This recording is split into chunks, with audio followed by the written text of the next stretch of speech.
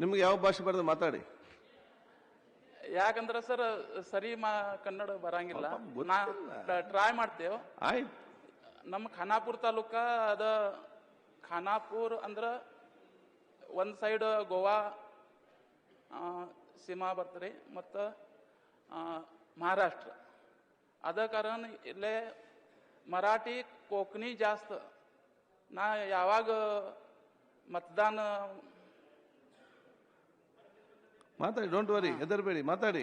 जेव्हा आम्ही मतदान मागायला जातो तेव्हा सगळे हे लीडर मराठीमध्ये बोलतात. त्यावेळेला आपणाला मराठी पाहिजे. ಅಧ್ಯಕ್ಷರೇ, ಅದ ಕಾರಣ ಇಲ್ಲಿ ಅದೇ ಇಲ್ಲಿ ಇರೋದು.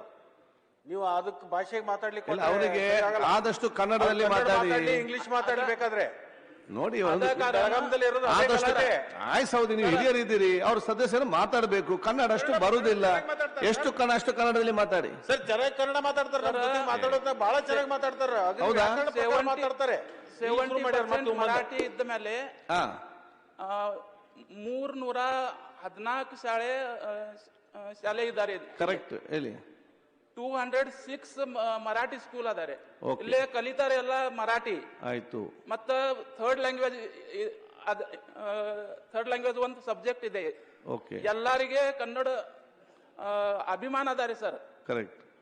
ಯಾಕೆ ನೀವು ಅಂಗನವಾಡಿ ಟೀಚರ್ಗೆ ಕಂಡೀಷನ್ ಹಾಕಿದ್ರಿ? ಅದ ಹೇಳ್ಬೇಕು ಸೌದಿ ಸಾಹೇಬ್. ಓಕೆ, ಆಯ್ತು, ಮಾತಾಡಿ. या कंडिशन ज्या गावामध्ये मराठी आहे तिथं मराठी लहान मुलांना शिकवायला पाहिजे अंगणवाडी टीचर्स. ಓಕೆ. ಇಲ್ಲೇ ಕನ್ನಡ ಟೀಚರ್ ಹೋಗಿದ್ರೆ ಹೆಂಗ ಇವರು ಕಲಿತಾರೆ? ಕನ್ನಡ ಟೀಚರ್ ಹೋಗ್ಬೇಕಂತ ಹೇಳುದು ನೀವು. ಕನ್ನಡ ಟೀಚರ್ ಸಿಗಂಗಿಲ್ಲ ಸರ್. ಕನ್ನಡ ಟೀಚರ್ ಹಾಕ್ಬೇಕಂತ ತಾವು ಹೇಳ್ತೀರಿ. ಮರಾಠಿ ಟೀಚರ್ ಹಾಕ್ಬೇಕು ಇಲ್ಲೇ. ಓಕೆ. ಮರಾಠಿ ಸ್ಕೂಲ್ಗೆ ಮರಾಠಿ ಟೀಚರ್ ಹಾಕ್ಬೇಕು. ಓಕೆ, ಅದ ಒಂದ್ ಆಯ್ತು. ಮತ್ತ ಈಗ ಹುಬ್ಬಳ್ಳಿ ಧಾರವಾಡ ನಲ್ಲಿ ನೀರ್ ನಮ್ಮ ತಾಲೂಕಾದಿಂದ ತಗೊಂಡು ಹೋಗ್ತಾರೆ ಈಗ.